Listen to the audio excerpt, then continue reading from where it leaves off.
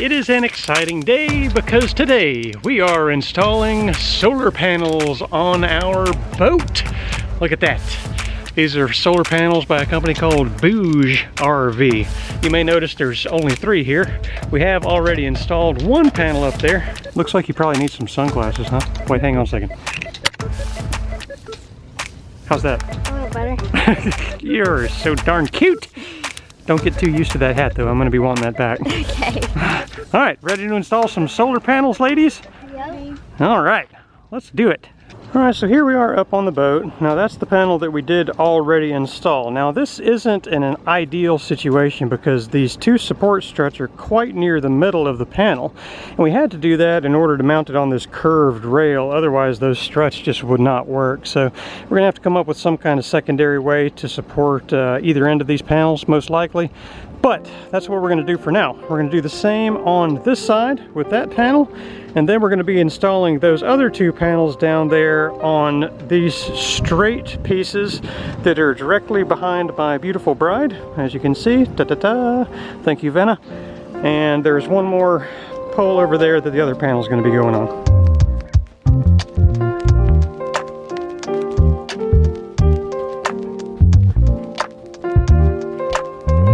Now what we're going to have here are 4 panels. Each panel is 180 watts, so that gives us a total of 720 watts of potential solar generation.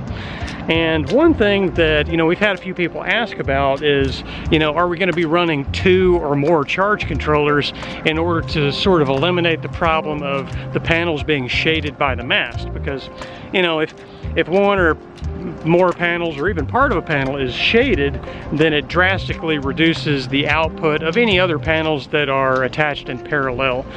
And we're really getting around that in 2 ways. One is we are wiring these panels in what's called series parallel. So on one side of the boat, 2 panels are wired in parallel. On the other side of the boat, those 2 panels are wired in parallel, and then those 2 pairs are going to come together in series. So because of that wiring, it helps with the shading issue. And the other thing is these panels actually have what's called pass-through diodes installed in them. So if one panel is shaded, that panel still allows power to pass through it from the other non-shaded panels. Molly has very kindly made up a couple of Gatorades for me. B for bodacious. Oh, I see. It's a drawing of a tiny butt. Now here are the other waters Molly made. This is, I guess, I don't know, that's either an E, a W, I don't know what that would be, or possibly an M for malarkey. Okay. And a T for, oh, that one's definitely mommy's, because that stands for tyrannical? No. No? 2 panels are installed. 2 more to go. So that panel is going to get mounted right here on that long flat bar. So it's easier to put it in the cup. There you go. Yeah, got the little plastic. Whoa. I got this. Alright, set it back down. Okay. Good.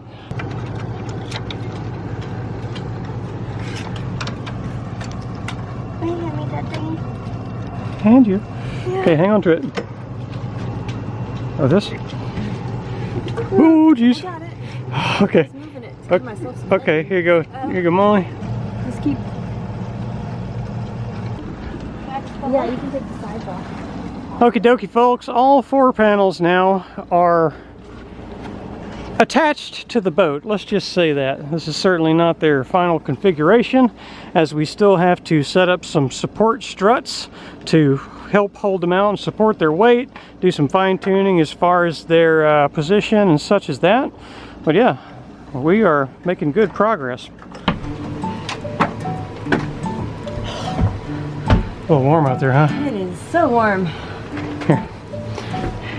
This one says T for tyrannical, so that must be yours. Tyrannical? Yeah. Or as you can see, Molly has retreated to the coolest place in the boat. I'm sorry, what were you saying about your T for tyrannical? I don't think that tyrannical is very good. I think horrific is a more better term. Don't you? Yes, honey, I agree with you completely. Now we are working on building supporting struts for these panels. Each panel needs its own strut. However, the back panels are kind of a different mounting situation than the front panels are. So we got to kind of create custom solutions for both the back panels and the forward panels. Alright, so for the forward two solar panels, we're going to be installing these little feet down here on the cap rail, sort of like that. And then there's going to be a strut going between this fitting and this fitting with another little cup attached in between. So we're going to install that guy and then cut the pipe and get all this stuff hooked up.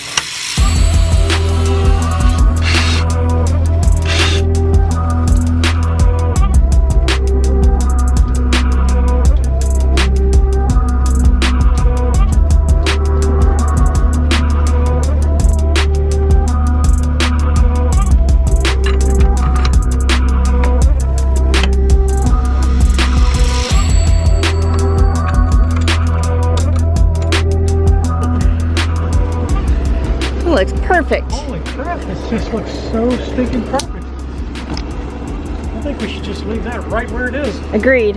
Holy moly, how fortuitous. Uh-huh. See, things do work out for us every once in a while, Tambi. Uh-huh. Cool. I've got one more pole exactly like that one, so let's see if it works on the other side too. I am shocked, Tambi. Uh-huh. I want everybody to appreciate this. Those were two random length poles that came on the boat when we bought it, before we had the solar panels or anything like that. And they just so happened to be the absolute perfect length to make the panels pretty, I mean, I'm not gonna put like a level on it or anything, but that is plenty darn close. Where I'm certainly not going to try to trim off a 1/16 of an inch to adjust it. Nice job, Tambi. You too. All right, now we turn our attention to these back two solar panels. Now these will most certainly have to have a custom piece cut. These are going to be installed a little bit differently though. Instead of putting a little mount down here on the cap rail, I'm actually going to connect from this cup fitting to this rail here, and this is going to be set up on sort of a slider system, or at least that's how I kind of hope that it's going to work. I bought the parts for it, so we'll see if this design actually ends up working out.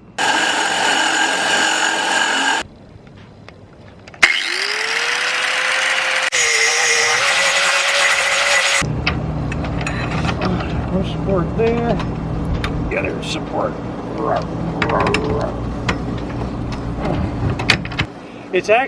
It's just the least bit high on the outside, but I can take this and actually slide it this way, maybe actually all the way up to this joint, and that would be like kind of a mechanical lock for it. But yeah, we can adjust the height by just sliding this strut one way or another. So I don't think I want to mess with it, Tambi. Okay. I like that. Looks good.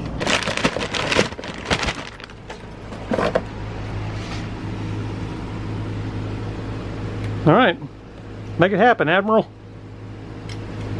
Does it have instructions? Instructions? Yeah. So in this cabinet is where we are going to be mounting this charge controller and actually a couple other little gadgets too. There's a charger down there. I've got this DC-DC charger in there, but that's going to be down the road a little bit. So what we're going to do is... Tambi, what are you doing? All right, first, let's make a line in there, baby. There are heat sinks built into the back of these electronics. Tambi is marking the location of the, I guess let's just call those insulator plates. That sounds fancy, right, Tambi? Sure. Alright, Tambi's getting everything assembled now, including the insulator plate. So the charger is going to be held against the insulator plate with screws, and then there is a stainless steel nut on the back side of the insulator plate just to give it a bit of an air gap between it and the wall behind it.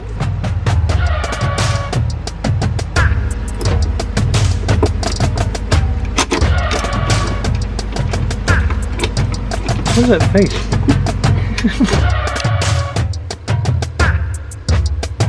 Ready. Alright, install those babies. Do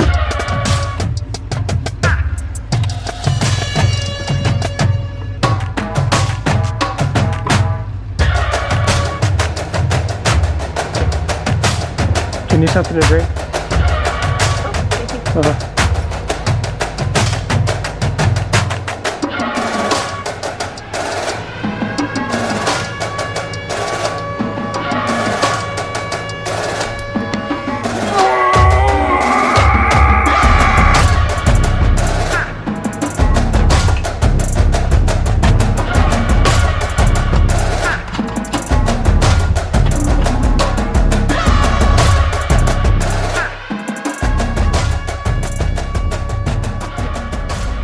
Wires for the solar charge controller installed.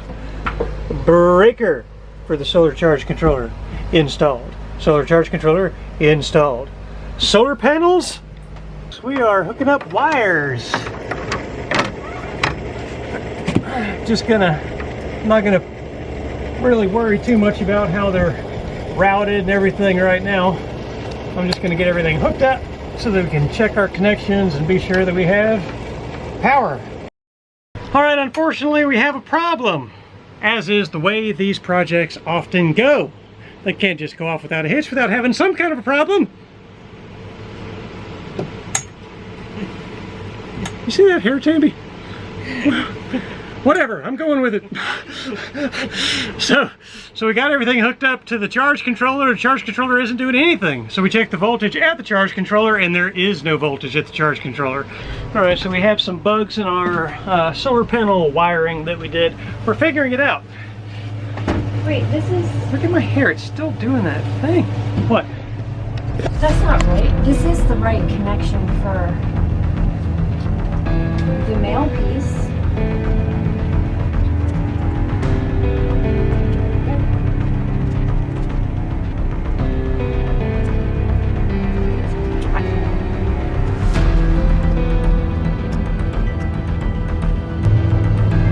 Alright, everything's hooked up good? Let's go flip that breaker and see if this works better. Which breaker? Huh? Which breaker? You know, the breaker. Go flip the breaker. Which breaker? There, go out there, go. Keep going.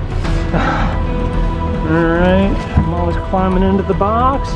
See the little lever on the left side? This? Yep, push that up. No. Yep, in that direction.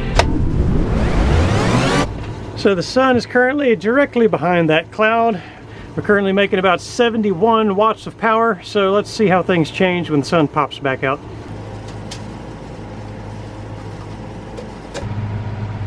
And that's what's happening. Now this is in absorption mode, not bulk mode. But yeah, things are working nicely. Oh, it just went to bulk charging right there. This app is cool. You can just watch it in real time and see exactly what it's doing. Isn't that cool? I like that, Tambi. I like it too. By the way, the problem was the connect. Look at that hair that's still up there. The problem was the MC4 connectors that we used in I mean, there's a lot of them. There's probably I don't know, 8 of them maybe. And on a few of those different places, we did not have the wire pressed far enough into those connectors. So it's basically it was a faulty connection. It was causing that problem. Yep. So be careful with those MC4 connectors. They're a little finicky. Yeah. Cool. Success. Success. Success. What are you doing? Measuring for what exactly? Cushions. Cushions? To be my secret. By the way, Molly has it in her head that she's going to turn this cabinet into her little secret lair. Yes. With a cushion and a fan and a light and a cup holder. Okay. She's taking it seriously enough that she's actually taking measurements and designing on her notepad there. So, okay, folks. So I guess that means we don't have to finish your cabin after all. We just need to finish this little box. We do need to finish the cabin. Oh, okay. Gotcha. These Bouge RV panels, I am sure they're going to serve us well. Again, I mentioned it earlier in the video. We had these same panels on our RV, and those things went all over the country with us at 60, 70 miles an hour, and yeah, they did just fine. So I think these are going to be just fine. Yeah, really like these panels, and yeah, looking forward to putting them to use out there on the ocean. Yeah. So check out Bouge RV if you want some good panels. Maybe compare them to, I don't know, other name brand panels out there. I think you'll find that, you know, they stack up pretty nicely. Yeah. All right, guys. So thank you so much for watching this video, and we will see you in the next one. Yep. Great. Bye. Bye. Bye.